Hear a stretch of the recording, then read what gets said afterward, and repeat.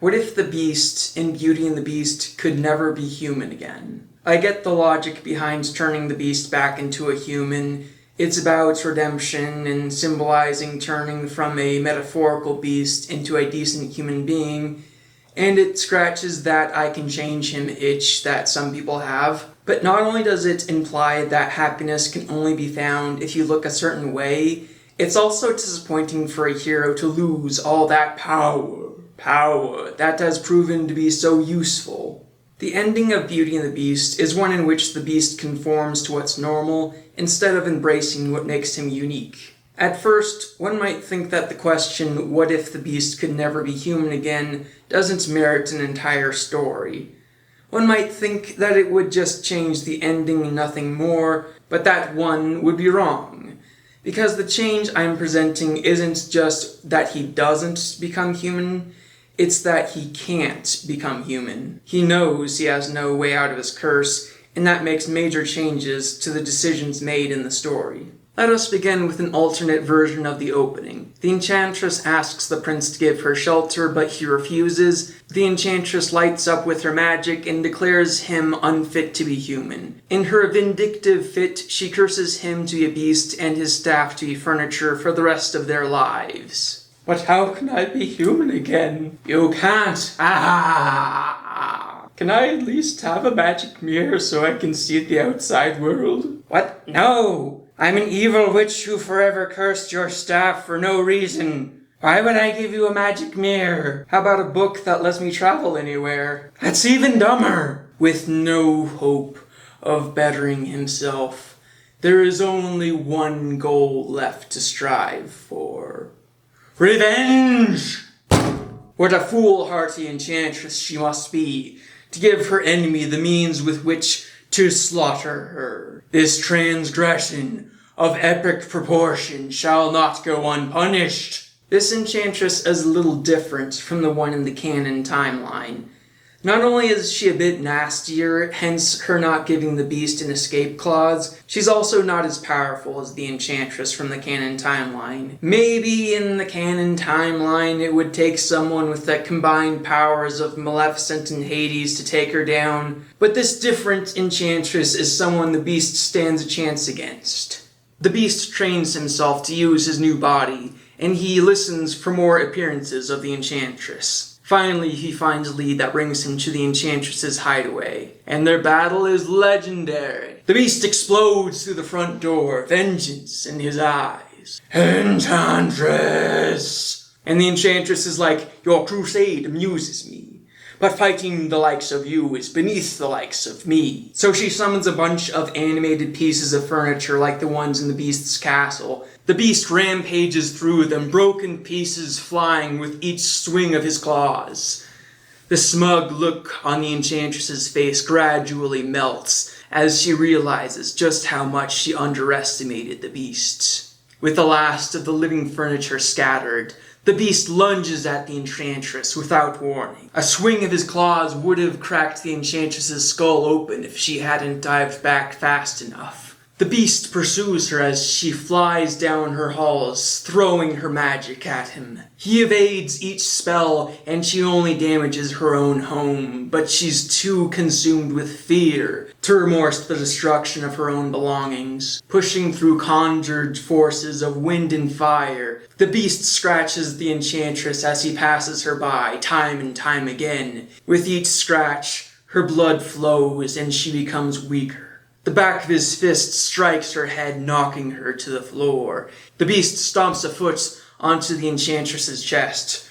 "Remove your curse!" he shouts, his voice seeming to shake the whole room. The beast was no fool. He knew that if he was human again, the Enchantress would want to kill him in his weakened state. He kept a knife in his back pocket for the moment after the curse's removal, but no such moment came. "I can't," the Enchantress whimpered. The beast shook with rage, summoning all his willpower to not rip her head off yet. "What?" "There's some curses I have the power to cast, but not to remove.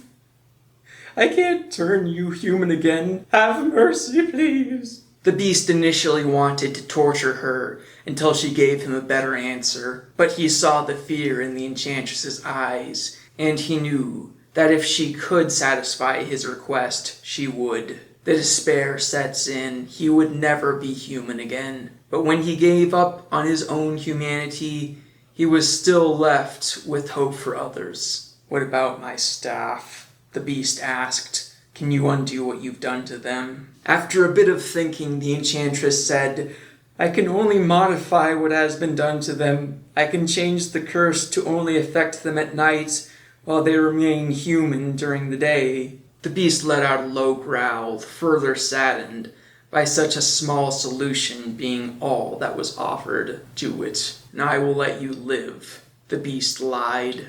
Now we jump ahead 10 years after the beast was cursed.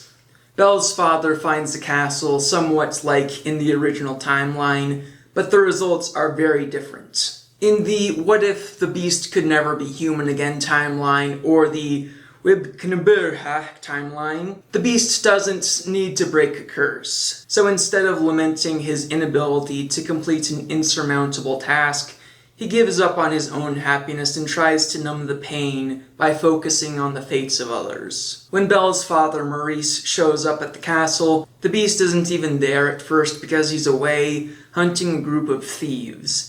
And when he gets back to the castle, he's just kind of annoyed by Maurice's presence and ignores him. Maurice is not kidnapped. Instead, he goes back to the village and tells Belle about the magic castle filled with talking objects and a beast. Belle wants to believe her father, but this is where even she thinks Maurice might have a screw loose. Belle advises him not to tell anyone about that castle, and he begrudgingly agrees. About a week later, Gaston still comes up with the idea to send Maurice to the asylum if Belle doesn't agree to marry him. But in this timeline, Belle isn't locked up with him, nor does Chip use the contraption to get them out.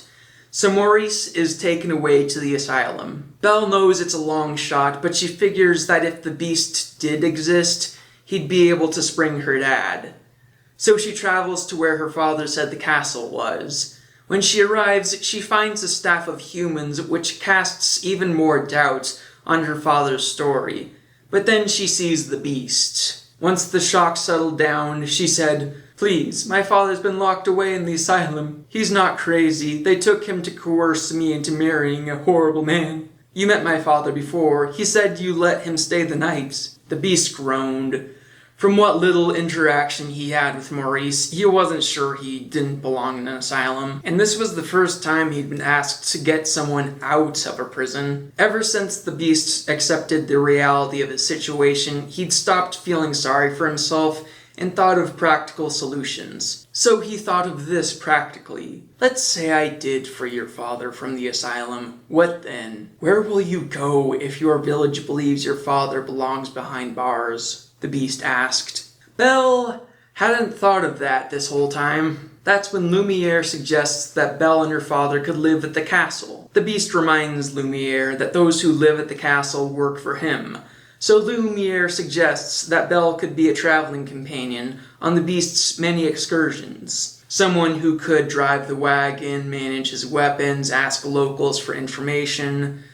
It's a logical suggestion because the castle staff members all turn into furniture during the night. It would be a big life change, but Belle is itching to get out of the village, and itching to get her father out of the asylum, and itching to find adventure in the great wide somewhere, and to make all that itching stop, she decides to take the offer. The beast storms the asylum, batting away the few brave enough to stand in his way.